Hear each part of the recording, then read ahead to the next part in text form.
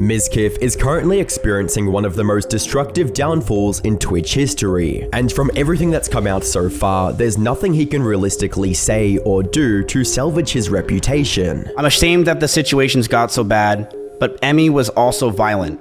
She would throw clothes or plushies at me, and I punched holes in the walls or slammed doors in aggression. Allegations from his ex-girlfriend and popular streamer, Amiru, include everything from mental and physical abuse to him threatening self-assassination as a form of emotional manipulation. And that's not even close to the worst things she's exposed about him. I'm finally going to be opening up about the psychological and domestic stalking and harassment, sexual assault, and threats of blackmail that Mizkif has done towards me, and some of these issues which are still ongoing. Hi, I'm the Internet Anarchist. I create weekly YouTube documentaries, and today we'll be analyzing the many allegations Amiru brought up against Mizkif, all the proof people on the internet have dug up, and his questionable response to the whole situation. The situation is still developing with new details coming out every day, so hit the subscribe button to stay up to date, and let's get on with the video. For those who don't know, both Mizkif and Amiru are some of the biggest streamers on Twitch, with Amiru averaging nearly 19,000 viewers, while Miz streams to an audience of over 14,000 on the regular. It's also important to note that they lived in the same house and were part of the same organization called OTK, but until recently, the two never publicly admitted to being in a relationship with each other, though most of their fans already suspected as much, and even saw it as fairly cute and wholesome at times. However, while their relationship seemed like an open secret, no one could have expected the level of toxicity that was festering just below the surface. The bombshell dropped on October 25th, 2025, when Amiru went live with a stream titled "Talking About Some Things." Fans initially assumed that she was going to talk about the TwitchCon incident that happened just a few days earlier, where a deranged fan attacked her on stage in front of everyone. Amiru, however, came prepared with a different topic in mind. Today, I'm finally going to be opening up about the psychological and domestic stalking and harassment, sexual assault, and threats of blackmail that Mizkif has done towards me, and some of these issues which are still ongoing. She opened by publicly acknowledging the relationship between her and Mizkif. I ended up joining the org and everything. We did a lot of streams together. And I mean, a lot of people already know this, but I'm just gonna come out and say it. We started dating. We were in a relationship starting January 2022. While also clarifying her reasoning for why she was talking about it all now. The first and probably most severe reason is that one of the rules that I set for myself a long time ago about withholding this information was that if I ever felt like somebody else was in danger or being hurt, I would then make myself speak about it.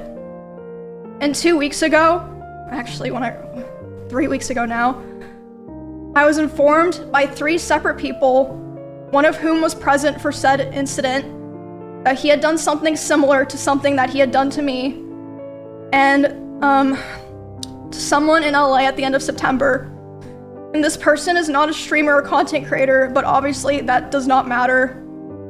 And because of this, I cannot in good conscience sit here knowing that I know critical information about someone that almost no one else does and not say anything. However, while wanting to save others from the same treatment she endured for years was a large part of it, it wasn't her only reason. As it turned out, Mizkif had been threatening her with a smear campaign against her ever since their relationship fell apart earlier this year. According to Amiru, he even went as far as approaching other creators who were close with the two and asked them to join his side. And when none of them agreed to slander Amiru on his behalf, he went into full supervillain mode and resorted to more direct threats. At TwitchCon, he approached one of my employees, threatening them and saying if I ever talked about him, he would destroy me. For Amiru, this was a step too far, forcing her to come forward with everything before Mizkif made his move and muddied the truth. And after providing the much needed context, Amiru continued with her first allegation against Mizkif, highlighting just how controlling he was in their relationship. It's not a secret. I think everyone who paid attention knew that he was very controlling over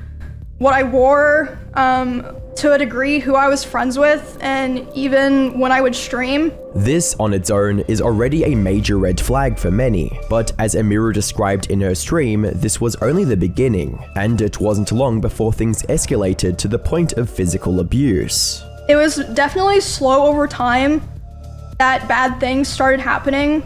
At the start, it would be things like, for example, he would throw bottles, like plastic bottles with liquid in it, not like glass bottles, at me, despite me telling him like I didn't like it and it scared me and I bruised very easily.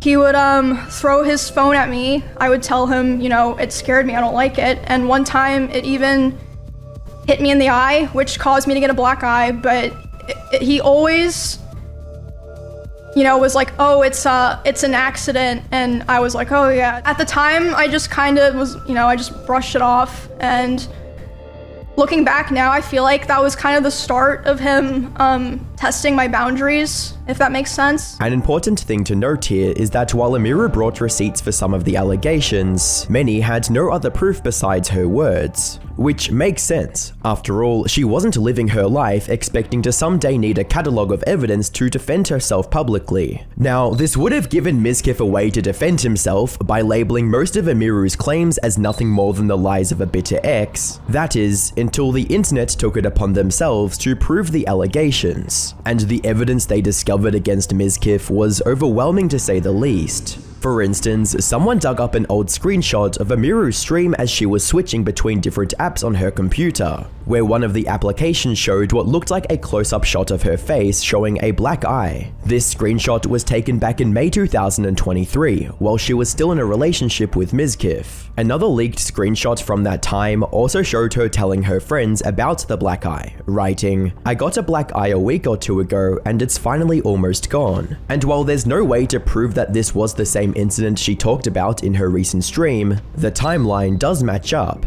But that's not all. People discovered a clip of Mizkif getting angry and throwing stuff at Maya, who was his girlfriend before Emiru. I'm not talking to him today. Well, nobody asked you to, so. I'm not talking to him. Okay. Look at her face. She's so uninterested. She said no. Maya unimpressed. That's what that was. 2 Starbucks bags of Starbucks I got you over the past 2 days. Oh my god. If that was Throw it back. Throw it yeah, back. there better be.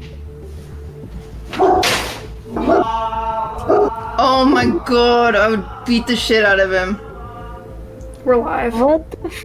We're live. As a commenter on Reddit puts it, he's going to need insane levels of receipts to clear his name from all of this. Though that might not be enough, considering everything so far is only about the first major allegation Emiru raised against him. Mizkif's behavior became a whole lot worse when he got accused of covering for his roommate and fellow streamer Crazy Slick, after he allegedly essayed another streamer named Adriana Lee. OTK hired a third party to investigate the situation, eventually exonerating Mizkif, stating that the Investigations Council did not find direct evidence that Mizkif attempted to minimize or cover up essay as alleged. And as you might imagine, many did not believe this report one bit, writing things like, "We investigated ourselves and found out nothing happened." And surprise, surprise, OTK hired a lawyer doesn't find OTK member at fault. Regardless of what the outcome of that situation was, the backlash from around the internet made Mizkif even more bitter and angry, making his treatment of Emiru even worse. He never wanted to stream at the same time as me.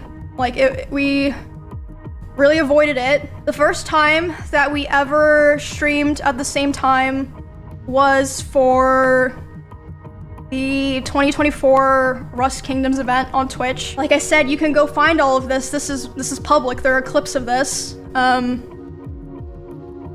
We're both streaming the Rust event, and I thought it was going really well. I thought everyone was having fun. I was like, oh, this is great. Everyone's, you know, doing the same thing at the same time. We're all hanging out. You know, we're gonna have fun. Like, I was really, really excited. And then I start seeing in my chat people start saying unofficial Ms. Raid, and I'm like, what does that mean? And then I check my Discord messages, and he's messaging me. He's saying like, Emmy, you know, I waited, or I'm gonna KMS, I waited so long for this, etc. and basically he was upset because I had higher viewership than him. That's literally it. I had higher viewership than him, and like I said, this is during an event. Him getting upset over a mirror having a higher viewership might sound a bit too petty to be real, but as the people on the internet discovered, insecurity over his viewership numbers has been a running theme in Mizkif's career. Doing sponsors at my desktop. You had 7,000 viewers when you were playing the crane game. I had 14,000 this morning IRLing at the nonprofit. Okay, I didn't need to hear that. He gets upset when I succeed. No, okay. I used no. I used to get upset. I'm not kidding you, chat. I used to legitimately get fucking pissed because I'm like, are you fucking serious? I brought this bitch into the world and now all of a sudden she's fucking growing faster than I was. Most people at the time assumed that he was just playing up his jealousy as a joke, when in reality, those might have been his real feelings all along. As a viewer puts it, people thought he was jokingly being an a-hole, but he really is just an a-hole. Veil has been lifted. And if emotionally manipulating his girlfriend by threatening to himself wasn't bad enough, he still found a way to take it even further. He ended his stream, and then I'm still live, you know, trying to act like nothing's wrong. And in that house, I had a glass door so I could like see this was happening. He was walking behind me. He starts walking behind my stream and slamming the door so loud that my noise gate can pick it up. So even people on my stream are able to hear this is happening. And he slams it so hard and so many times that the front door literally broke. The lock did not work anymore. Upon hearing this, people went back to Amiru's stream from that day, and things played out exactly as she described. From him getting visibly upset by Amiru reaching higher viewership than him. Do it, dude! We'll join the resistance! You're spelling it wrong? Yeah, my bad. To slamming the door loud enough to startle Amiru multiple times. Listen, why are we all acting like we haven't murdered? Like we haven't pillaged? She was coming after me! But as bad as this was, it paled in comparison to what came afterwards. He would, destroy furniture in front of me. He would throw things in front of me and near me. Destroy walls. Again, you can go see this in some of his VODs in his bedroom. The holes in the wall. There would be times where he was upset at me, and I would go to my stream room and literally lock myself in to get away from him, and he would be banging on the door and screaming at me. And then at home, other things would happen, like I'd be trying to sleep and he would scream at me and say that it was all my fault that he felt insecure. There was a time that I walked into a room that he was in, and as soon as he saw me there, he threw his phone at the dresser and started yelling because I had posted a YouTube video within the same couple of days as him, and mine was doing better. Amiru also recounted another incident where he was upset over Mr. Beast collabing with another streamer and not inviting him, and instead of dealing with his emotions like a sane adult, he began driving at obscene speeds with Amiru in the passenger seat, while threatening to end everything. We were just getting food, and he was on his phone, and he saw that Mr. Beast had put out a video, and Mr. Beast had invited another streamer, and he was like, oh, Mr. Beast invited this guy to his video, not me. And I was like, oh, well, you know, like, huh, yeah, I guess so. Which led to him going 150 miles per hour in the car and talking about himself while doing it. What makes this even worse is that people found an older clip of Maya describing the same behavior from one of her ex-boyfriends. Anyway, there's something about being trapped in a car with an angry, aggro man that is like the absolute most helpless thing. Dude, I did a guy that would go like 100 miles an hour on the, like we would fight in the car, which was never my decision. Like it just always like happened. Like we just would like fight in the car, and then he'd go like 100. And I would like literally like beg him to slow down. I'd be so scared and I'd cry, and then he would not slow down until I apologized. And while Maya didn't mention Mizkif by name in this clip, given the similarities with what Emiru described, most people are certain she was talking about him. Emiru eventually found the courage to break up with him and moved to her own house. A week after their breakup, Mizkif asked if he could come over and talk things out for the sake of closure. And that's when the most serious accusation Emiru brought up against Mizkif happened. So yeah, we were just talking and I was crying a lot. He started to try to comfort me by hugging me while I was sitting on the couch and holding me really close to him. And when this was happening, we hadn't talked in quite a while, and I'm usually very uncomfortable with being touched a lot by people that I'm not in a relationship with, but I let him hold me while I was crying. And he started kissing me in my face, and I let him do it. I was still sobbing a lot. And then, suddenly, he tried to climb on top of me and aggressively shoved his hand down my pants. Fortunately, he did back off after the scream, but instead of apologizing or checking if Emiru was okay, he somehow made it all about himself. And instead of apologizing or checking if I was okay, he said, "I feel weird now. I feel like I did something wrong. I have to go." And he immediately left my house while I was still crying, without checking if I was okay or anything. Near the end of her stream, Emiru also showed the over 40 instances of him trying to contact her in the months after their breakup, trying to convince her to get back together, all while knowing full well that she didn't want anything to do with him anymore. The whole thing made him look like a creep who couldn't accept that Emiru was done with his toxicity and abuse. As her viewers noted, Miz thought maybe she'll finally reply after this 39th attempt. My god, this man is ultra creepy. She probably gets enough of that shit from the creeper fans on the daily. Awful she had to experience it from the person she was supposed to be able to trust the most. This behavior is also likely why Emiru felt like she had to get a restraining order against Mizkif for her own safety. Like I said before, people aren't stupid.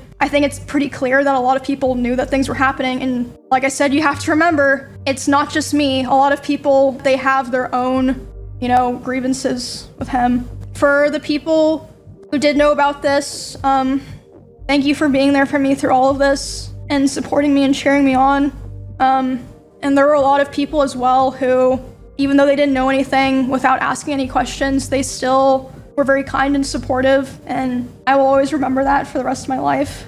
I also want to say, just so people know, that I'm not just trying to put this out there and then, I am already in the process of filing a restraining order on him. By the time Emiru ended her stream, the internet had turned against Mizkif, and understandably so. And with the evidence she had shown on stream, plus everything the internet had dug up, Mizkif didn't seem to have much room left to deny anything. Many even expected him to either go dark for a long time or quit streaming altogether, but to their surprise, Mizkif was live with his response just hours after Emiru shared the allegations. What surprised people even more, however, was the way he began the stream. He didn't start with an apology or the somber tone usually associated with content creators responding to serious allegations. Instead, Mizkif began the stream with a threat to everyone else, claiming that he will go demon time and expose all the dirt he has on other creators. Expose everything, bro?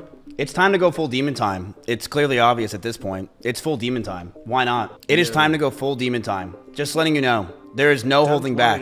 Who cares anymore? I will expose everything about every person that you've ever known. And it is time to go full demon time. Now, there is no way to know for sure why he felt it was necessary to declare this before talking about the allegations Emiru brought up against him, but as one viewer puts it, maybe he did so to deter creators from making any statements on the controversy, writing, "His opening sounds more like a warning for any other creator who wants to join the topic or make any statement." That said, his actual response to the allegations wasn't much better either. He started by outright denying the allegations of throwing stuff at her, claiming that he never intended to hit her with the water bottles or his phone.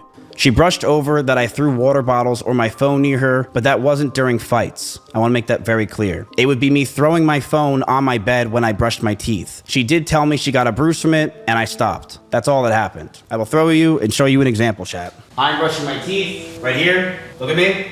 I would throw my phone on the bed. I would just lob it over because I was going to bed. So I would just throw the phone. That's the whole thing. I didn't throw it at her. I want to make that very clear. I never threw it at her. I never hit her. And she even said in her situation that she bruises easily. She brushed over that I threw water bottles with her on or my phone near her, but that wasn't during our fights. It would be throwing my phone on my bed when I brushed my teeth. She did tell me she got bruises from it, and I stopped. With neither side offering any direct proof, this would have been a situation where it was his word against hers. That is, if the people on the internet didn't find evidence of him throwing stuff at his previous girlfriend just as Emiru described he did to her. Not to mention the fact that he conveniently glossed over Emiru getting a black eye from one of the things he allegedly threw at her. That said, he did admit to having a lot of fights with Emiru, but also prefaced it with the excuse that the situation got so bad only because he was under a lot of stress from the SA cover-up allegations. As this time happened, I was a massive wreck.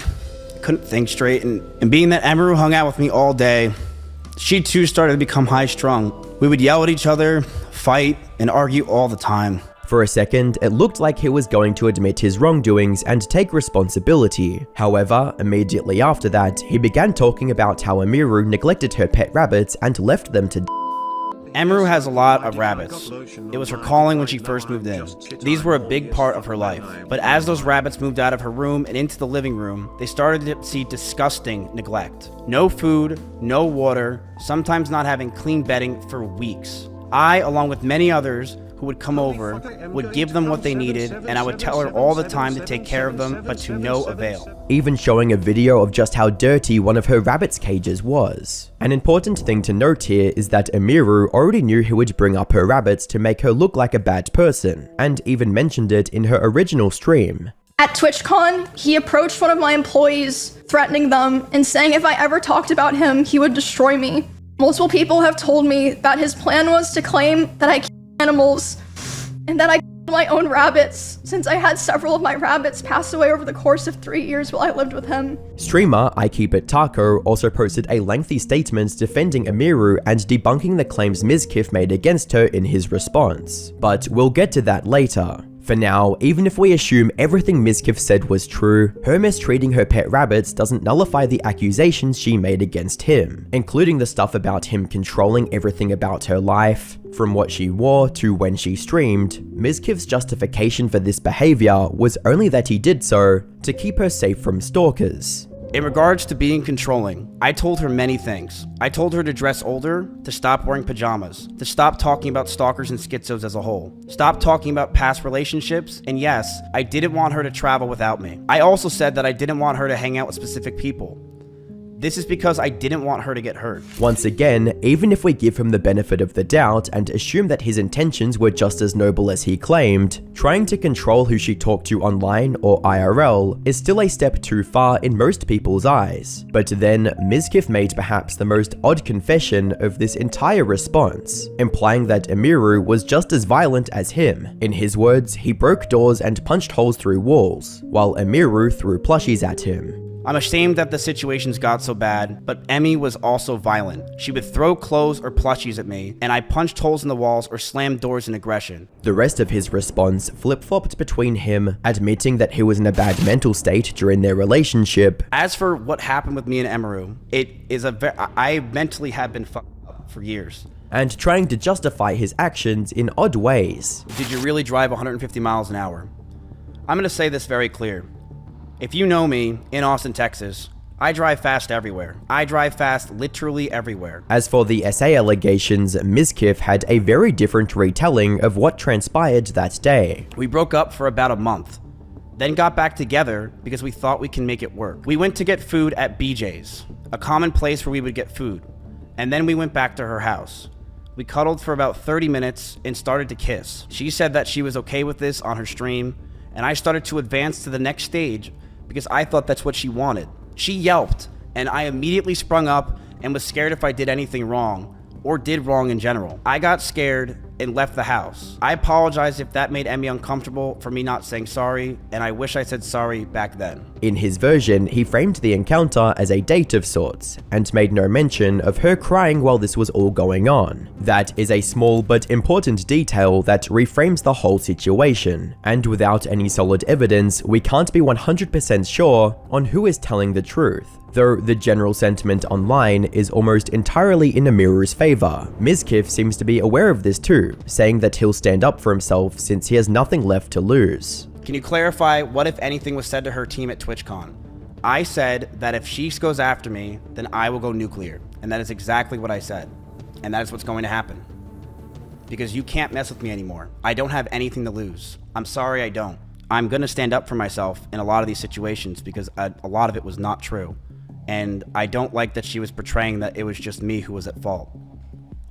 It was a toxic relationship, and that's what it was. And that was the gist of his argument, that the two were equally responsible for everything bad that happened in their relationship. That is, until a few hours after the response stream ended and people found him arguing with viewers in the offline chat. And now he had a brand new reason for his bad behavior: drugs. Stating things like, "I've been in therapy for almost a year, been working on myself, and I want to continue doing so. I'm not going to go back to the place I once was. I was suicidal, depressed, and taking every type of drug possible to short-term fix my brain. And in doing that, I hurt myself more. I was on steroids because I thought it would fix myself. I was taking shrooms every day to fix my brain, but that destroyed me. I tried acid and that backfired. In doing that, I know I effed up so bad and hurt so many people around me. I lashed out, I was angry and out of my mind. I did take steroids that gave me insane anger issues." Which begs the question, if substance abuse was such a prominent reason behind his toxic behavior, why didn't he bring it up during his initial response? Is any of this even true, or is he just finding something else besides himself to blame for his destructive actions? Maybe we'll find out in the near future. In the meantime, people on the internet have been digging up even more clips of him mistreating Maya. Do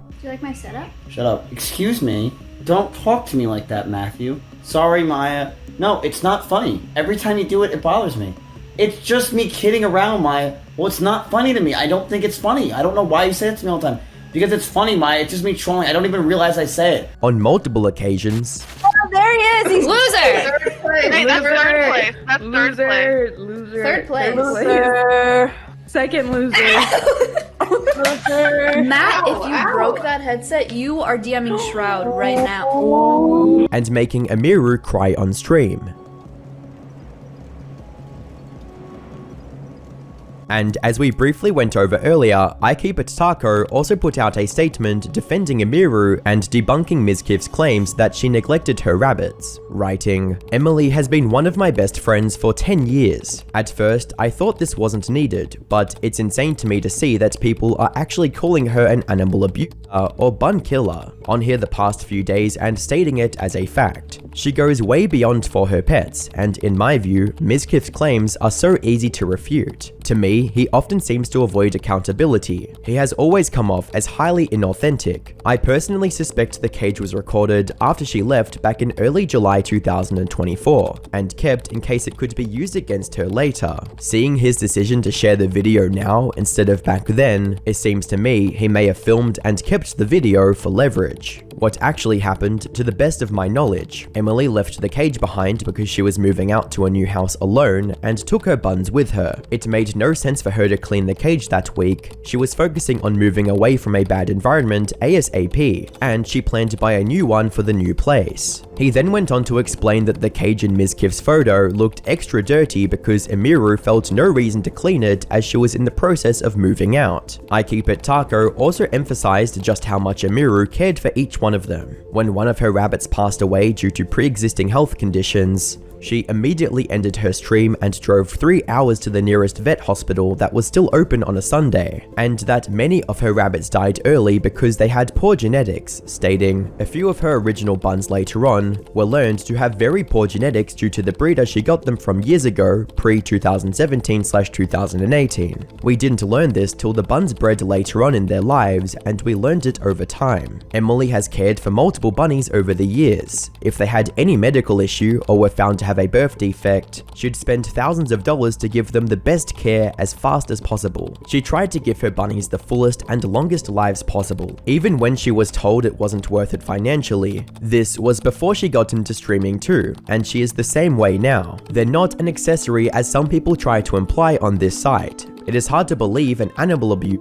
do this. With Tako's detailed statement backing Amiru and countless people with real rabbit care experience siding with him in the replies, Mizkif's argument is starting to look extremely flaky. The majority of people wouldn't be surprised if he mostly made up the animal neglect narrative as a form of blackmail against Amiru. Combine that with his shifting story about why he was so toxic in the relationship, and things aren't looking good for Mizkif. He's been ousted from OTK, and unless he's able to definitively prove that Amiru either lied or greatly exaggerated many of her serious accusations, he likely won't be accepted back into the greater streaming community anytime soon. On the other hand, if Amiru's allegations are proven to be true, Mizkif also risks getting banned from Twitch and other platforms as well. Even if he isn't banned and is allowed to continue streaming, the backlash from this controversy would follow him for the rest of his career. Whatever the outcome might be, it doesn't look like he'll be going down without a fight. As I was writing this video, he apparently filed a defamation lawsuit against Amiru and Asmongold. Though after analyzing the contents of this lawsuit, many legal experts expect him to suffer a humiliating loss that will only further ruin his reputation. Legal Mindset, for example, posted about the case on Twitter, stating, "Mizkif is going to lose this lawsuit so hilariously. I will need to supersize my popcorn for this one. He has opened himself up to complete reputational destruction while suffering the pain of discovery and legal fees." That being said, the situation could still flip on its head depending on the evidence he's able to present in court. Only time will tell. And if you want to stay updated, make sure you subscribe and click the video on screen.